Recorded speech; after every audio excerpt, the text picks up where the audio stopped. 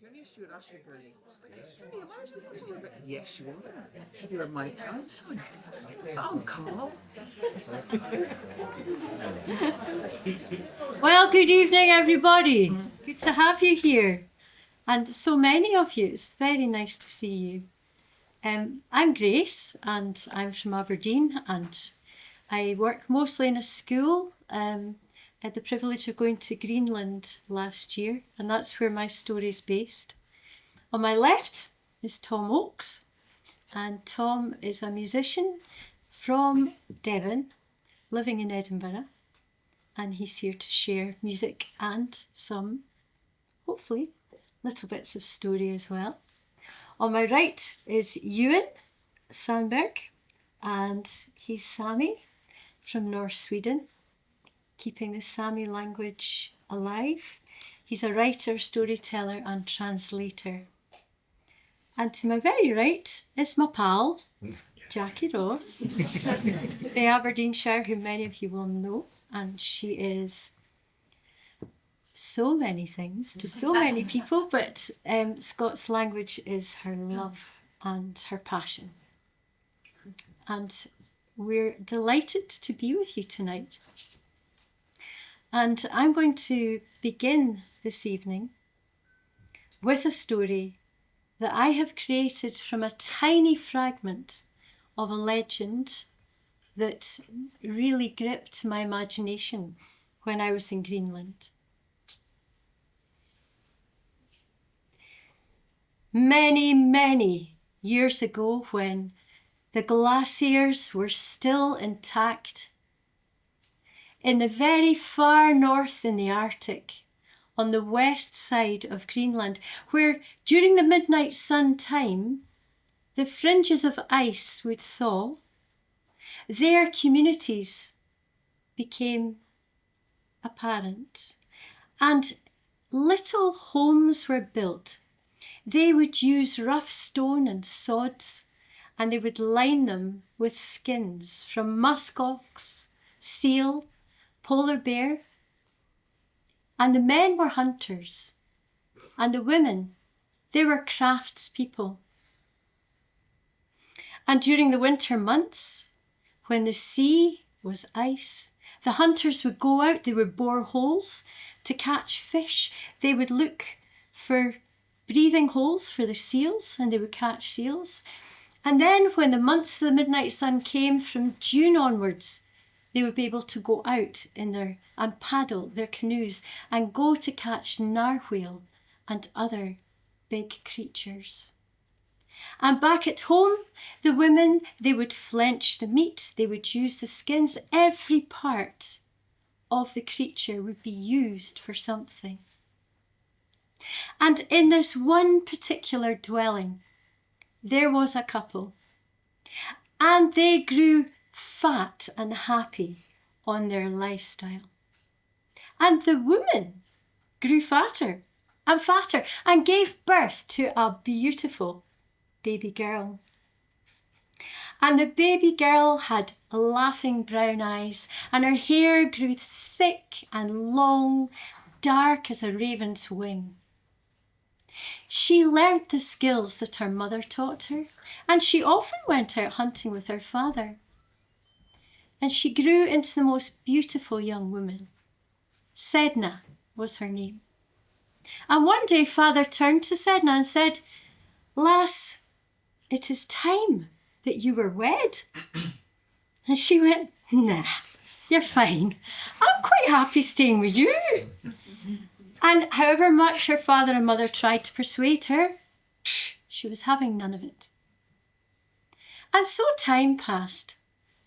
And during the time of the midnight sun, when the sea had thawed, there was a strange canoe came to the shore, and the community welcomed this man. He looked so different. He had a hooked nose, and his eyes were golden in colour. And, well, they feasted that night. And when Sedna returned home, she said, "Father, I quite like this young man that's come." And father said, "Oh, Sedna, we know nothing of this young man. We do not know where he's from. We do not know if he's a hunter. We know nothing. Aye, said Sedna. Well, he stayed. And it became a sight to watch Sedna and the young man walking out together and talking for hours. And then one night he vanished. And Sedna, she was broken-hearted. But the next day he returned and they watched the canoe, and it was heavy in the water, and he was obviously struggling to paddle into shore. And the people came down and they could not believe the size of the fish in this canoe. It took 3 of them to hoist out this fish, and what a feast they had that night. And at the end of the evening, Father turned to Sedna and said, he is a hunter. And although we do not know much about him, if you wish to marry him, we will give our blessing. Well, he stayed for quite a lot longer, but every question about where he came from, he would turn and ask a question back. But a wedding did happen. There was great celebrations, and some days after that, Sedna and her new husband, they left in the canoe, Sedna dressed in her bridal furs that her mother had so carefully crafted. And the parents watched as that canoe went south and south and vanished. Well, for weeks that canoe went south, and the land began to change. The icebergs were not nearly as frequent, and rocky areas became more apparent, until one day they came to a place where there was a great bouldering cliff and a rocky shoreline, and there the husband drew up the canoe onto the shore. He stepped out of the boat, and Sedna said, "Husband, what are we doing here?" And he turned his face to her, and she saw a look in his eye that she had never seen before. "This is home," he said. And as he did, his nose began to lengthen, and it became a beak. His arms grew and changed and became great black wings. His whole form became a huge, great sorcerer bird.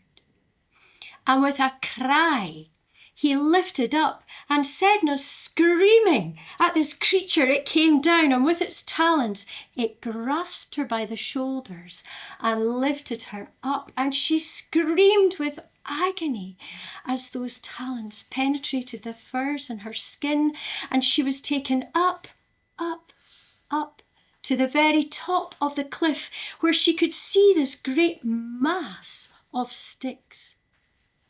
It was a nest of sorts, and the bird dropped her down into that nest, her screaming in agony. And it perched on the side of the nest, and in a croaking voice spoke and said, "This is your home. This is where you will remain." And then the great bird, cackling, flew off, leaving her sobbing, regretting that she'd ever left home. When she eventually came to her senses, she looked around. There was rocks, boulders everywhere, and she knew she needed water.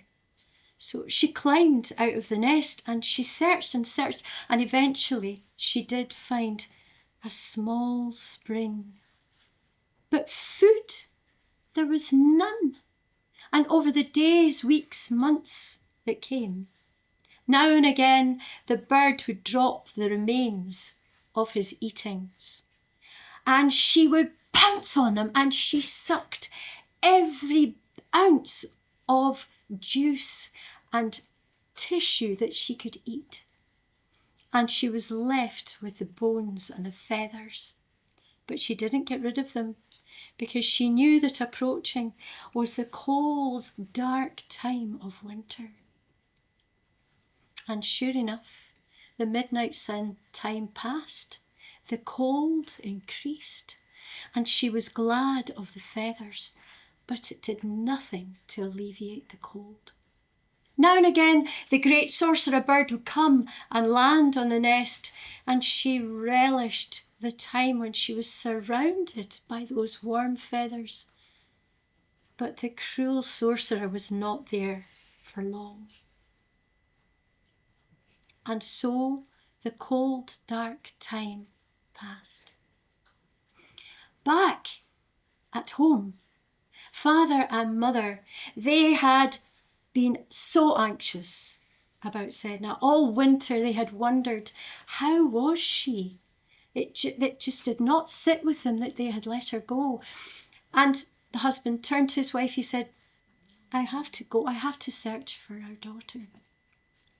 And so they built up supplies, much more than they'd ever had before. Some for the canoe, some for the wife, because they did not know if he would ever return. And when June came and the thaw came, he set out. He said farewell to his wife, not even knowing if he could find Sedna. And south, south, south he went. The land began to change, the rocks, and there he saw a canoe. It was in bad nick by now, but he recognised the canoe of Sedna's husband. And he paddled to shore and pulled his boat up, and he shouted, Sedna! And the voice echoed. Now Sedna, that morning, dull-eyed, had been looking out at sea. And she had seen something on the water and thought it was the fin of a whale. But her eyes, just taking in the sea, saw that object had not gone. In fact, it had grown bigger, and she recognised the rhythmic paddling of somebody in a canoe, coming closer and closer. And suddenly she felt something rising in her breast, hope for the first time. And she lifted herself up on her weak arms. She thought, I have to try and climb down this cliff. Now, she had tried before, and she had scars on her back to prove it. The beak of that sorcerer bird had been coarse and cruel, but she did not care. And so she crawled out of that nest. She crawled to the edge of the cliff, and on shaking limbs, she began to climb down. She was just skin and bone by now. Well, father, down below, he was scanning the cliffs. He saw a structure on the top, and as his eyes moved, he suddenly saw a movement. Ahoy! He cried. And Sedna, she had no voice. She was so parched. But she lifted her arm, and he saw it. Sedna? Sedna! And he scrambled up the shore and started to climb the cliff. And he made his way up and up until there she was, Sedna. He did not recognise this stinking bundle of furs that was just skin and bone, but he held her close, and she sobbed dry sobs in his arms. And then he placed her on his back, and back down he climbed, and she slumped off his back onto the shore, so grateful, her eyes brimming with happiness. But then her gaze looked behind her father, and terror filled her eyes. She saw the great sorcerer bird like a great shadow coming down, and it screamed in anger. And father, he turned in horror, and lifting up this bundle of rags that was his daughter, he rushed down to the shore and placed her gently in the canoe, and he started paddling out to sea. Another shriek from that sorcerer bird, and the sea began to writhe. The waves rose and troughs, and the canoe trying to go up and down, and then a gale force wind arose and pushed him back to shore. And the hours passed, and he was getting nowhere, and he was crying out in fury, but there was nothing he could do, and he was exhausted. He knew there was nothing to be done except one thing. And he threw it from his mind and tried again, but he was so tired. And he stood up in the boat and he said to his daughter, Sedna, I'm so sorry. And he took her and he threw her overboard, and she let out this thin wail of disbelief, and she clung on with her bony fingers to the side of the canoe, and he said, I'm sorry, lass, I'm sorry. And he took out his knife and he cut off her fingers, and she sank below the sea. And those fingers, one by one, fell into the water. And as they touched the sea, they became fish and seals and whales. And Sedna herself, blood streaming from the palms of her hands, unconscious, sank to the bottom of the sea, but she was not dead. It was some time before she awoke, and when she did, she was on a sandy floor, and she was surrounded by all these underwater creatures. And she could not believe her eyes. And the fish that were there came towards her, and one pushed itself against her lips, and automatically she opened her mouth. The fish went in, she closed her mouth, she ate and swallowed, and another fish came and pushed itself, and she opened her mouth, she ate and swallowed until she was replete. And this happened day after day, and her skin began to fill out and grow plump and fat. Her thin hair began to grow dark and sleek and grew long, wafting in the sea. And so she recovered her strength, but her face was a mask of hate. Now this hair, it caught everything, and humans putting lots of stuff into the sea that did not belong began to get caught into her hair, causing it to silt up and tangle. And as it did, the sea creatures began to get tangled within this too. And so it was one day, the hunters found there were no creatures left to capture. And in this particular settlement, they went to their shaman and said, we do not know what's happened. Please, can you seek out the spirits to find out what is going on? And he did. And when he came back into the human place, he said, there is an underwater goddess, and she is angry. We have to appease her. Gather your best possessions, put them into a sealskin, and I will transform and I will take them to her. And so he became a spirit otter, and taking the sealskin bag, he dived down into the sea deep, deep, and came across this mass of dark, tangled hair, and he saw the sea creatures trapped within, and he went below, and there, this most beautiful woman, and he came down to her, and he opened the sealskin bag, and he let all these precious, beautiful things fall to the sand. And Sedna, her face transformed.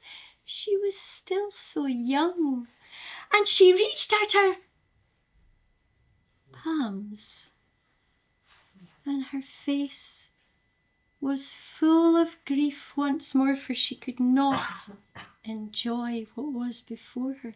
And the otter, seeing this, went down and with his clever paw hands took up a bone comb and began to comb her dark tresses. And as he did, the silt and dirt fell out, and one by one the sea creatures were able to escape. It took a long time to go through all those tresses, but eventually her hair was clean and she was smiling with joy, and she thanked the otter. And the otter was able to return to his human form. But over time, humans allowed the silt and dirt to happen again, and Sedna's hair became filthy once more, and again sea creatures got caught. And so this carries on, and Sedna continues to need to have her hair cleaned. And that is the story of Sedna.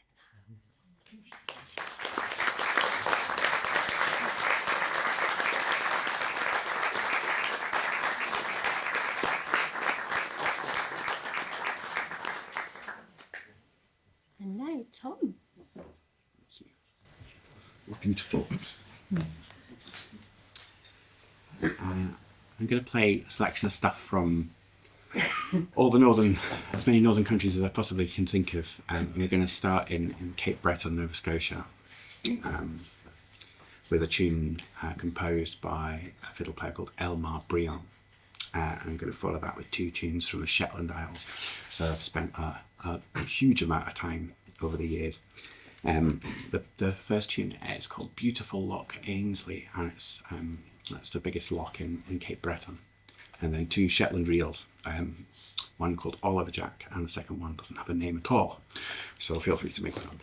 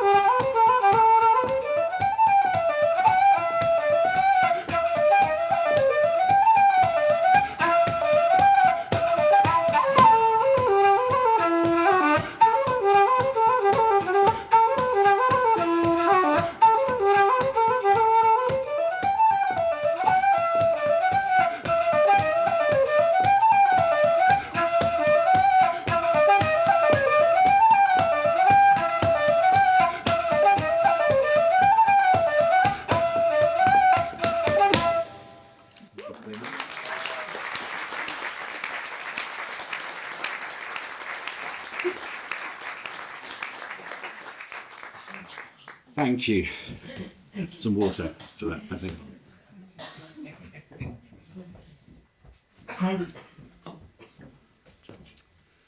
Okay. I think I'll just do one more just for now. And this theme of Lights of the North, generally speaking, I've gone for tales about late nights and northern lights and things like that. But it also dawned on me that a person can be a light as well, and a movement can be a light and shine. So I'm going to play a couple of tunes inspired by a wee boat called the Madeleine, and a rather amazing Swedish woman by the name of Greta Thunberg. So this first tune is called the Madeleine. The second is nameless so far, and I'm going to finish with another tune of my own that fits well with this, but it was actually written in Portugal, so not very far north at all, but in a very high part of the old town of Lisbon called Graça. My Portuguese is not so good, and it's called the Heights of Graça. But like many people, I was watching as that boat sailed towards Gaza and watching it in real time, and they did a lot, and they opened a lot of people's eyes, and here's to them.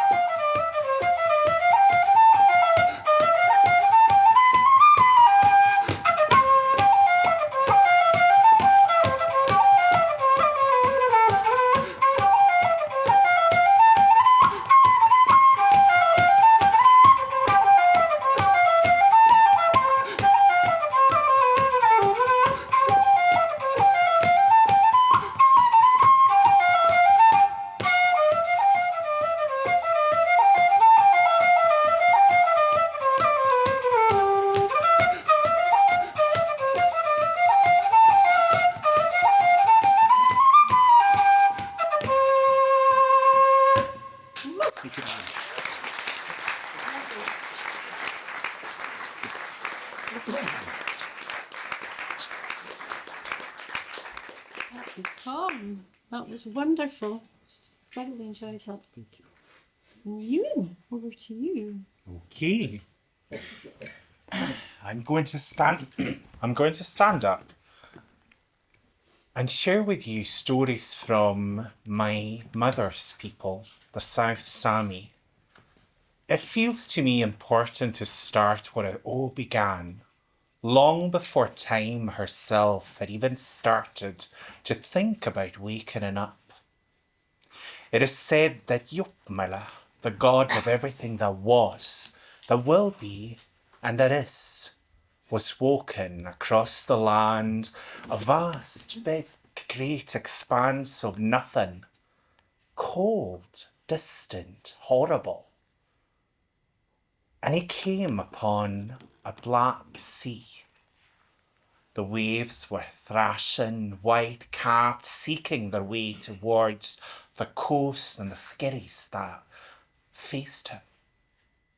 And Jopmala thought to himself, this is not a place to be. This is a bad, bad place. The wind and the water and the sound from these waves is piercing through my soul. But not only that, it is turning my blood into something I can't recognize. It is freezing and turning the marrow in my bones into ice.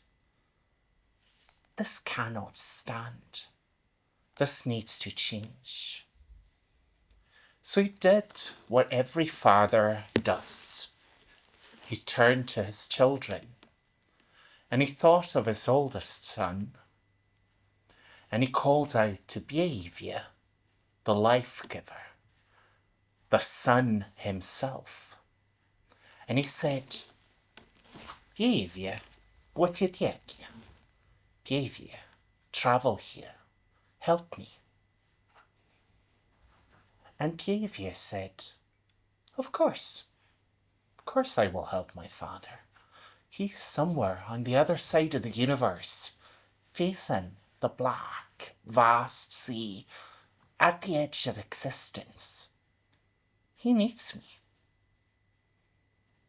But he needed to prepare, so what he did was he put on his skis, and these were no normal skis, but they were made of silver. Silver, you see, to our people is sacred. It wards off bad spirits. And without silver, you might feel lost. Now, Behavior, who started skiing, and this was no trip that would take you half an hour and then you would be done. But it was a long, long journey across the skies and the heavens, through time, through everything. And behind him, a trail started to form, and it looked like clouds of silver. Snow, in fact. More like smoke. And it started going behind him, like this trail, across the sky. You know this trail today, because you've seen it. Perhaps not from the city centre of Edinburgh, but if you've ever been outside on a cold night and you've looked up to the skies, you would have seen the Milky Way. Like a trail made of stars of silver. We don't call it a Milky Way. To us, this is Ilmian Reiter. This is the stairway of the heavens. It is the trail that all our spirits take in order to get to Savo, the land of the dead. So Behavior continued to travel, and it took some time, and it was hard for him to do this. But finally he reached that shore and he said, Achia, Jopmala, my father, I'm here. What do you need help with? And Jopmala said, you know what? This sound, it's really annoying. It is turning my blood into ice. It's turning the very marrow in my bones into ice. We cannot have this. We need to turn this into something else. You need to shine upon this land. And Behavior said, sure enough, I will. I will shine upon this new land. And Yokmiller said, I don't just want you to shine upon this land. I want you to help me make this the most beautiful place one could ever think of. I want us to turn this into a place where people, animals, spirits could live. And so Yukmana said, let's call for Aldwa. Let's call for the wide sacred reindeer cow, the one who grazes up on the mountains far into the east where the sun rises. Let's call her. And so they did. And at first, the only thing you could hear was her biello, the reindeer bell, as she was walking down from the mountain. But she wouldn't hurry, she wouldn't be fast. So Yopmiller said, we need to yoik her. We need to make her from thoughts into matter. And so they started to yoik. And yoiking to the Sami is our way of traditional singing. And this was the yoik they did. What you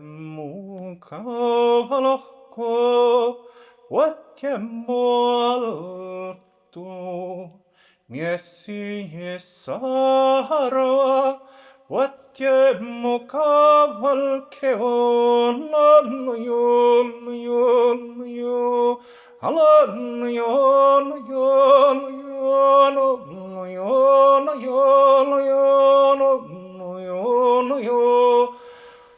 what ye mokaval clocko, etawalka. Gaiven he the gaivet squat mo caval creo anon yo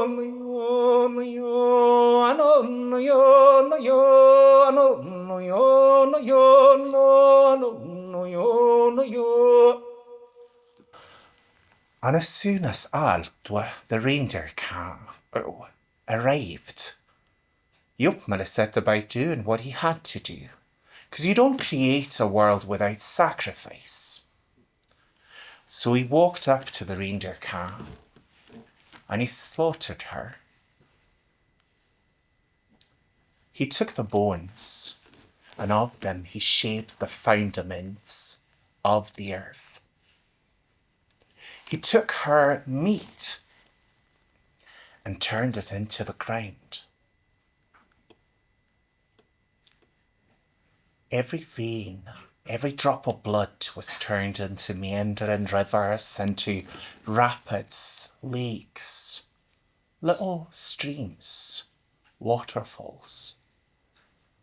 Then he turned to the fur and the skin, and he made towering forests, pine trees, spruces, fir trees. He made rowan trees. He let little bushes and heathers bloom. He placed plants that would become medicine upon the land. He took the two eyes of the reindeer cow and hung them upon the skies. And they in turn turned into stars that would look down upon the land and keep it safe. Then he took the skull and he cleaved it into two, placed one part on top and the other below, because he knew if Pievia was going to shine down upon this, people could start to burn if they weren't protected. Finally, he took the heart of the reindeer cow, still beating, and he placed it on the ground and then started to dig.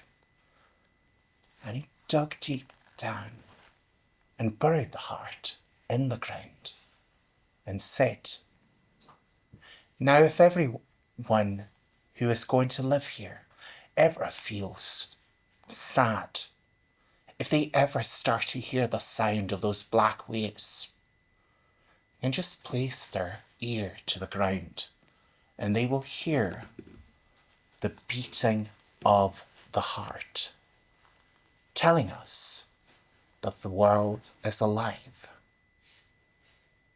that she is still there, that the reindeer cow that created us is still with us.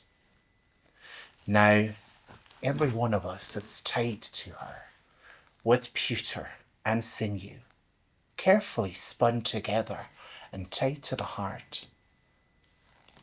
So whatever you do, and whatever I do, affects each other, and ultimately the heart."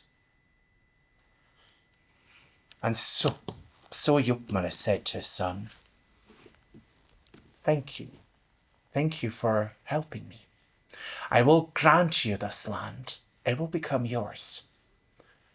I will grant you this planet. It will become yours." And Pievia said, "Thank you. I will let people live here. I will call them the Sami, and they in turn will call themselves the children of the sun." And thus spoke our ancestors.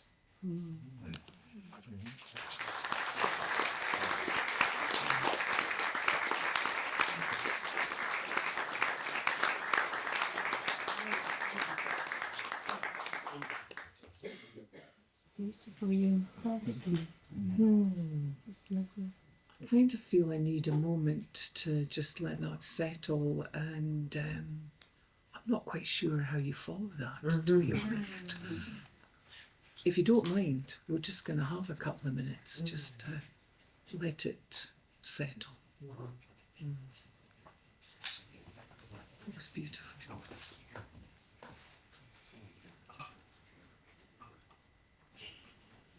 My story comes from close to where I live, up in Aberdeenshire in the northeast of Scotland. And it's sort of centred around Turfins. Between Turfins and Petarch on D side, you'll find the Warlickstein. And this was traditionally the place where the local witches would come at All Hallows Eve. And they would be led in their ceremonies by the Warlick of Glendy, Colin Massey. He would ride over the hill on his wild boar and start the celebrations. Now, today, we obviously understand a bit more about witches, and we realise that these women were often midwives or healers, wise women, who were used as scapegoats often. But back when this story happened, people were afraid of witches. It was a real fear. And they were particularly afraid of Colin Massey and his family. Colin lived with his mother and his brother in a little cottage on Glendy, on the estate there. And it was kind of isolated. And people would say that at night, if you dared to go anywhere close, you would see lights flashing in the sky above the cottage. And you would hear strange noises coming from the shuttered windows. People avoided that cottage even in the daytime. They were afraid of the supernatural power of the Masseys. And anyone who was going to be anywhere in that area would often carry a horseshoe for protection. Now, the laird of Glendy, he was a young man. His name was Ian Russell. And he came from a proud family. His mother was a Douglas. And Lady Douglas was indeed very proud and very arrogant.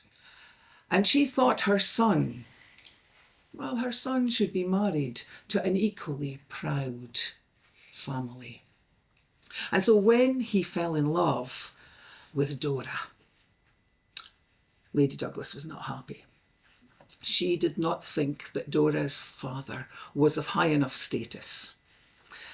And so she forbade them to even speak to one another. Ian could not argue with his mother. She was, after all, the matriarch. She was there in charge as his father was no longer around.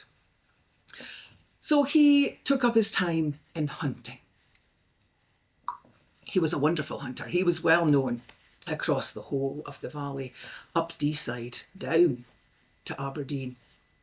He was considered to be one of the best shots. And one day when he went out hunting, he spotted this white hare. And he thought, this is strange. It's a bit early in the season for the hare to turn white. But he thought, this is a good practice for me. And he took aim and he shot at that bod. And he was quite amazed because the hare ran off, seemingly unhurt, although he was quite convinced that he had hit it. But he went home, and the next day he decided to go and search for the hare again. And sure enough, there it was up the hill, and this time he took more careful aim, and he was certain that he had hit the creature. But once more it bounded off into the hill.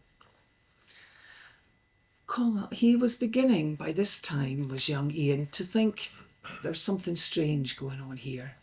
This creature is uncanny. I believe this creature is a witch in disguise. And so the next time, before he went out to hunt, he loaded his gun with silver. For all know that silver can defeat a witch.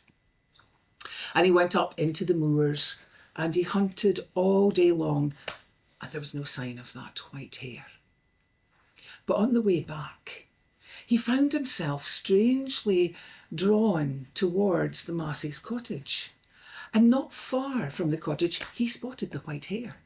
And this time he was determined that he would get it. And so he took careful aim and he shot, and sure enough, the hare fell to the ground. Ian ran to see his prize, but was amazed when he reached there. Writhing on the ground was Colin Massey's mother. She was in agony, for indeed it had been the witch.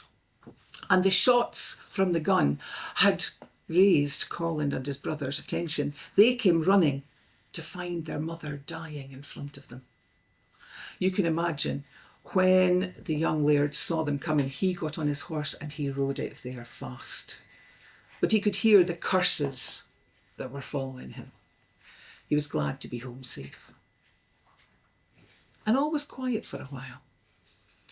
And some months later, a hunt got up, and all the good and the grand of the land came to join in a hunt. And of course, Ian was at the head. They were riding up over the moors when they spotted this magnificent stag. And chase began. The deer went right over the moors and up into the hills, and Ian, at the head of the pack, was right there, riding fast behind. The stag went up and up and up until it reached the very top, and there was nothing but a drop into a deep gully. Ian was riding fast behind, and when the stag slipped right over the cliff and fell to the rocks below, Ian was still riding fast behind, and he couldn't stop his horse. But the steed reared up just as it reached the edge of the cliff and threw its rider. Ian was saved, but the horse fell over the edge. Well, he was fond of his steed, and so he clambered down the rocks to see if anything could be done to save it. And when he reached the ground, there, sitting on a big rock, was the warlock. He had bewitched the horse. Well, Ian drew his sword and made for the warlock, but when he swung his sword, the warlock simply raised his staff and the sword stuck and Ian fell to the ground. By this time, all the other lairds and his friends had arrived at the top of the cliff, and they were looking down, and they could see what was happening, but there was nothing they could do. They watched as the warlock picked up the limp body of Ian Russell and headed back to his cottage. His friends followed at a distance, and when they saw the warlock enter into the cottage, convinced that they had their friend quite dead, they thought they should at least try to retrieve the body for his mother. But no one was stepping forward, no one was volunteering, so they had to draw lots. And Murdoch Ferguson, he drew the short straw. So he stepped forward and he knocked on the door. And then he barged in. And there was Ian lying on the floor with Colin Massey bending over him. And Ian's friend Murdoch drew his sword and rushed for the warlock. But once again, he simply raised his staff and the sword was rendered impotent. Murdoch ran for his life and the rest of his friends followed. They went and they told Lady Douglas what had happened. She called for all her servants and demanded that they go and retrieve her son's body. But they refused. No matter what she threatened, no one was going to go near that cottage.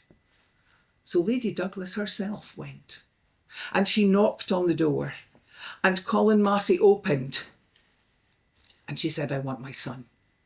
And he laughed in her face. And she said, "How dare you even think that you can get away with this? I will call on the whole of the Douglas clan." And the warlock closed the door in her face. She had no option but to return home. Well, all this time, whispers were passing along the valley, and eventually Dora heard what had happened. She was just a simple young girl, but she loved Ian. And even though she had been forbidden to even talk to him, it didn't stop her thinking about him. And she girded her loins. She got all her strength and all her courage, and she went towards the warlock's cottage. The moon was bright. Her heart was beating fast. And she almost turned, but she pictured the face of her love. And she bravely knocked on the door. And when the door was open, she saw Ian lying there in front of the fire. And she looked and she saw the warlock and she swooned right at his feet. Sometime later, when she came round, she bent over and kissed her love. His cold lips seemed to give her strength. And she looked Colin Massey right in the eye and she said, "Let me take him home to his mother. Let me take him so he can be properly buried." And somehow the warlock was touched by her courage and by her devotion to this young man. And so he took his staff and he touched Ian on the shoulder. And the young man's eyes opened. And the first thing he saw was Dora smiling down at him. And in that moment, they knew that they would have the strength to combat not only the warlock, but Ian's mother as well. They were indeed married. But as for Colin Massey and his brother, they disappeared out of Glendye. And now the cottage has fallen into disrepair.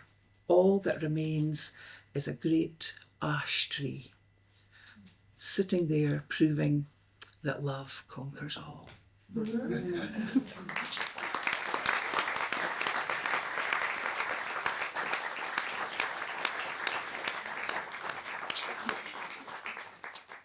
Jackie, that was lovely.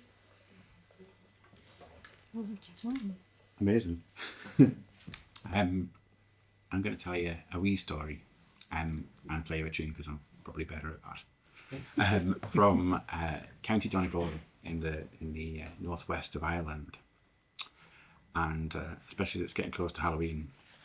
It tells a story of the tune's called Paddy's Rambles Through the Park, and it tells the story of Paddy, who is, as they say in these parts, no stranger to a dram, and he spent his nights in the pub playing the fiddle in the local village, and he was a long walk from the village across open moorland. And one night he was in the pub and he was playing all night. Everybody loved his playing, and as I may have noticed myself in the past, when you're good at playing music, people tend to just put drinks in front of you. You have to be careful.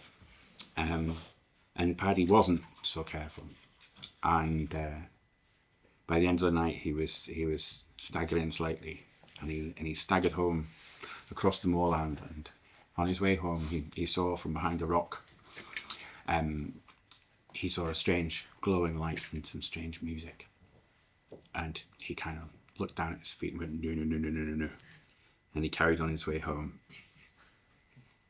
And the next night the same thing happened. He'd been playing the fiddle, he'd had even more to drink, and this time as he was walking across the moors he heard music coming from behind the rock and saw the lights again, and he was tempted, but Paddy once again was sensible and went home and fell asleep in front of the fire. And in his dream there was this amazing music that he'd heard, and he woke up the next morning bleary-eyed and picked up the fiddle, and he had this tune, and he went back to the pub that night, and after even more drinks he played this tune, and everybody was mesmerised by it and bought him even more drinks. So Paddy, full of courage that night, walked back across the moorland, and this time he saw the lights and heard the music and decided to go and investigate. And Paddy was never seen again. It's a true story. This is the tune that you heard.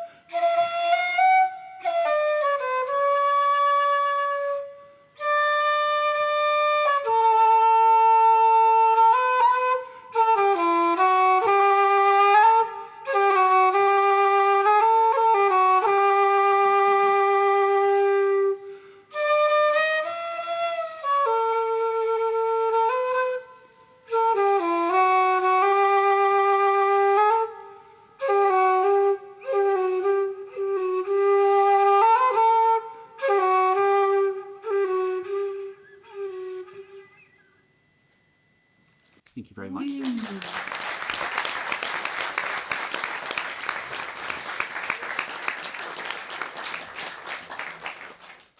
So, fairly conventional flutes so far. Does anyone know what this is? No? Travelling around, I've always ended up in Nordic countries quite a lot on tour, and I play a lot with Shetland musicians, as I said, and I guess Norway is a natural place to end up. And once we were playing at a festival in Voss, and we were which is in kind of mid Norway, I suppose. I don't know exactly where it is. My geography is not that good. That wasn't the best part of the story, to be honest. We were playing at the Ole Bull Academy, which is the Academy for Traditional Music there. I'm doing a bit of teaching there as well. And one of the professors there is a man called Steiner Ofstal, who's probably the greatest living player of this type of flute, which is called a celje flute, which means the willow flute. Originally, they were a seasonal flute. They were only played in the spring, when the sap was rising in the willow, and they could take off the whole bark, and they would use it to call the sheep, stuff like that. Okay, but Steiner, being a jazz musician and a touring musician all over the world, he needed something that he could play all year.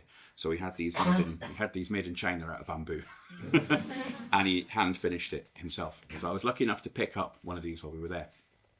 At the same time we were there, we weren't playing at it, but it was also the Voss Sheep's Head Festival. And there was this amazing pungent smell of boiled sheep's head in the town. And we decided to try some ludicrously expensive, being that it's Norway, sheep's head beer. And I'm quite... I don't know, I quite like experimental beers, but this was a step too far. And I had one sip, and it tasted like, you know, when Guinness has kind of gone off. It was like that with an OXO cube. And I promptly gave it away, but wrote a tune about it, which I'll play on this, called Sheep Beer. Right. So, this is the first time I've ever played this in a concert, because I've had it for years, but I've never had an opportunity till now, and it seemed like the perfect excuse. I'm by no means a virtuoso on it, but bear with me, it sounds cool. So this is a wee improvisation, and then a tune called Sheep Beer.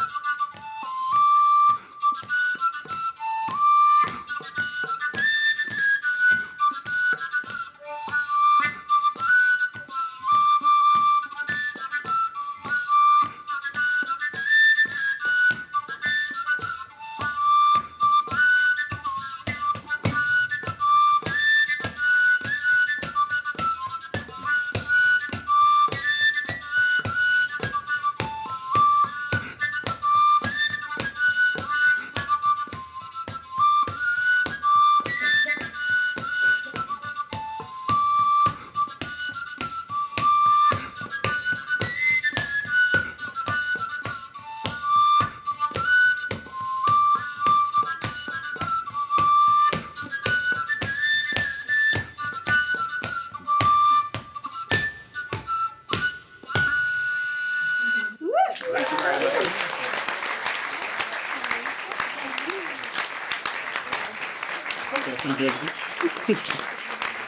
Thank you very much.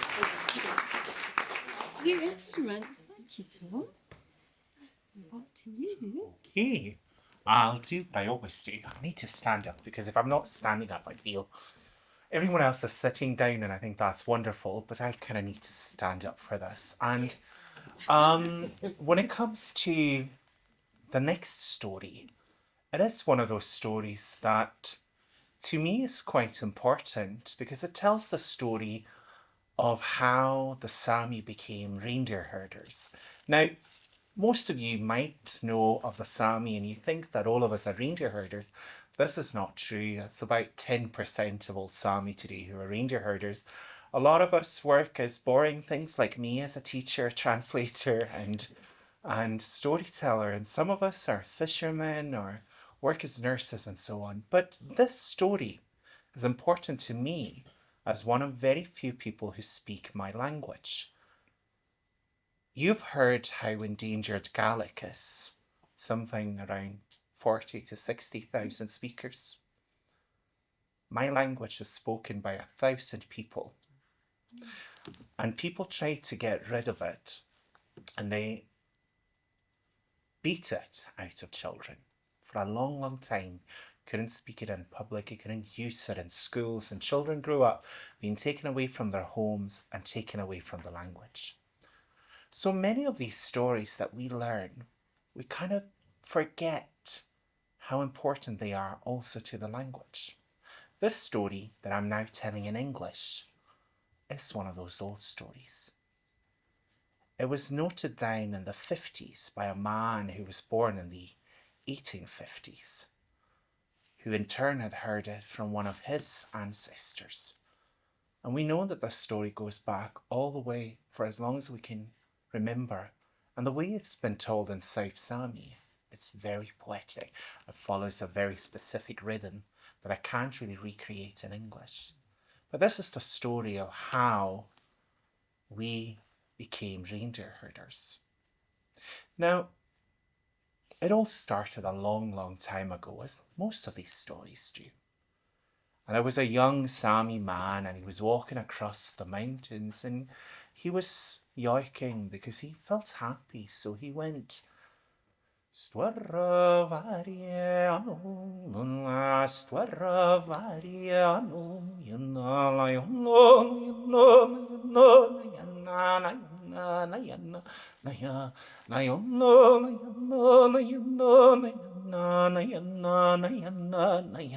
and then suddenly a fog rolled in from the sea and covered everything. He couldn't even see his hand in front of him. But from the distance he could hear reindeer. He could hear people yoiking back.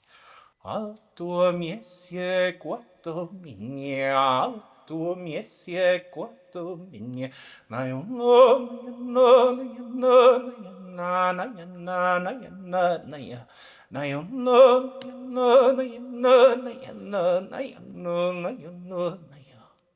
Reindeer calves grazing. He knew that he needed to follow the sound. And he came upon a place where the Hearth had sort of lifted. There was a clearing and there was light shining down upon the most beautiful woman he'd ever seen. Her hair was golden like the sun and her dress red, almost like fire. And she was sleeping. And he remembered one of the stories his dad had told him and all the others in the village. The daughter of the sun walks among us every day, but she's invisible. You can't see her when she's awake. But if you ever stumble upon her when she's asleep, she will take the shape of the most beautiful woman you've ever seen. And sure enough, this was the daughter of the sun. And this man, did what so many men had done before him. He didn't think. So he just went, I need to keep her with me. So he crept forward and he jumped upon this girl. And he just grabbed hold of her. And she opened her eyes and stared him right into his eyes and said, "Okay, fine. You're holding on to me now. See if you can do that for long." And he didn't really hear the voice saying, "You're doing a terrible mistake." What he heard was, "Wow, she wants me." And so he said, okay then, what do I need to do in order to be able to keep you? And she said, "Well, you need to take me to your home and you need to cover the smoke hole in the tent.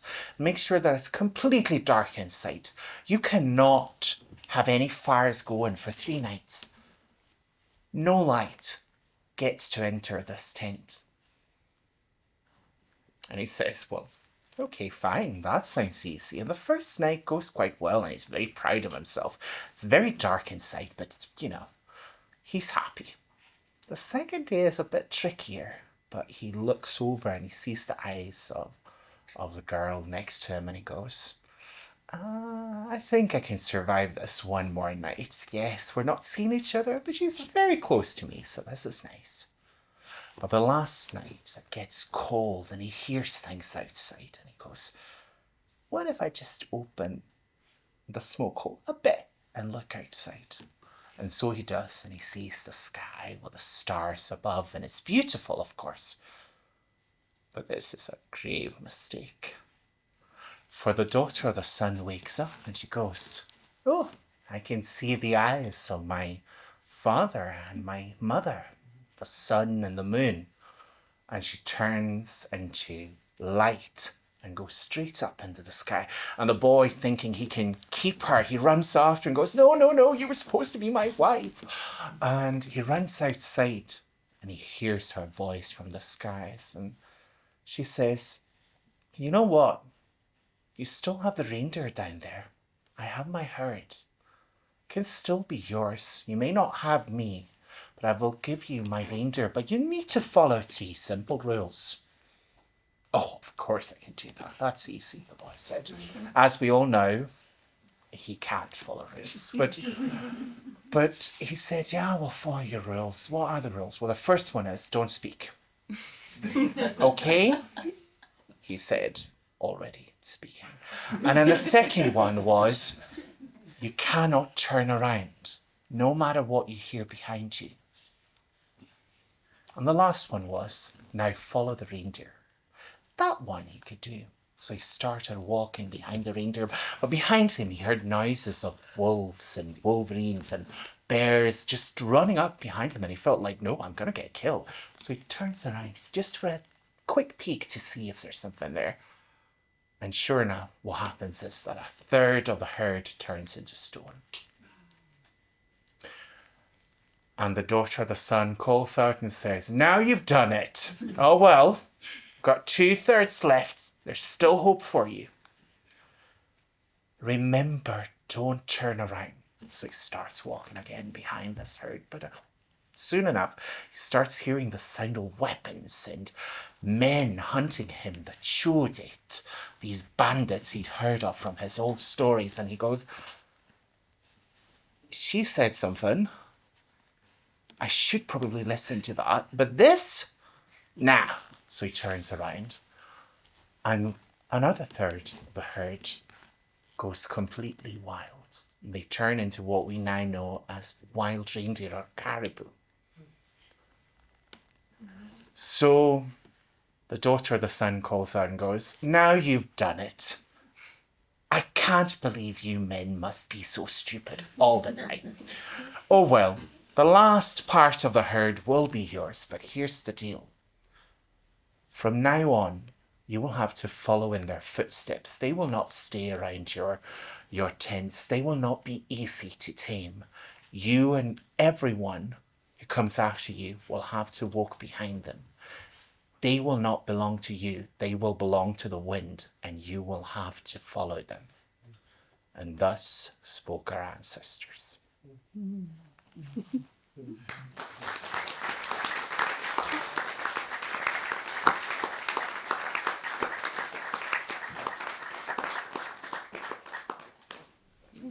Thank you.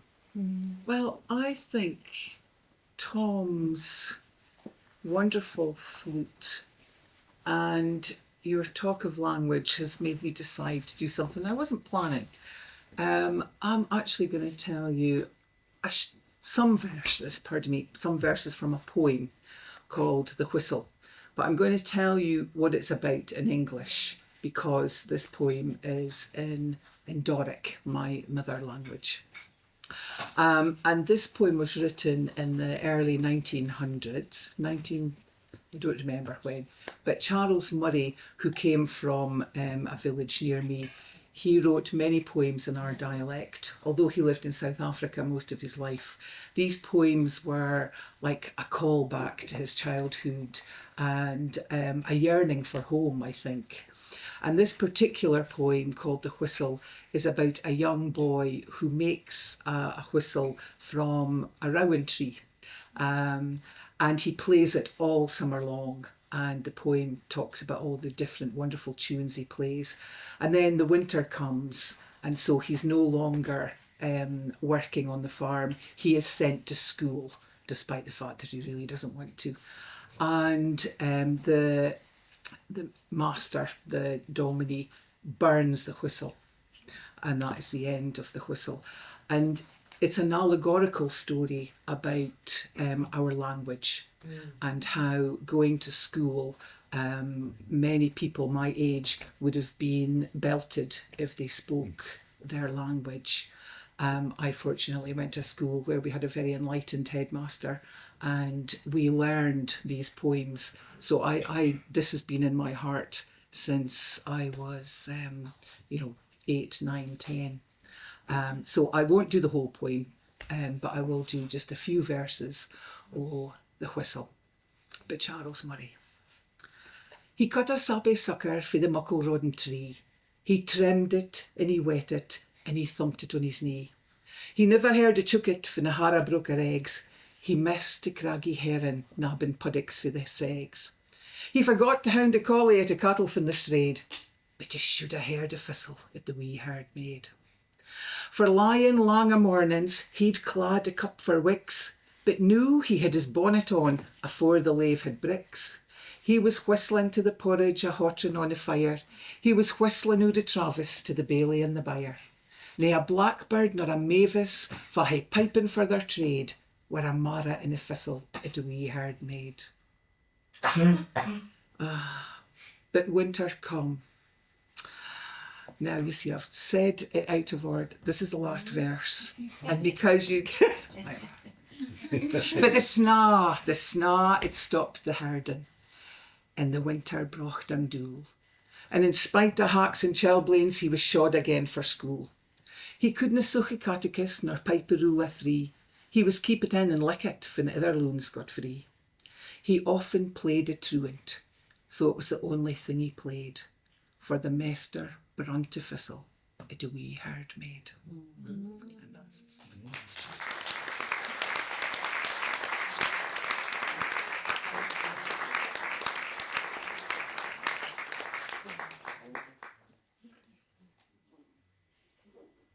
And I think, Tom, you're going to give us a final tune to see us out.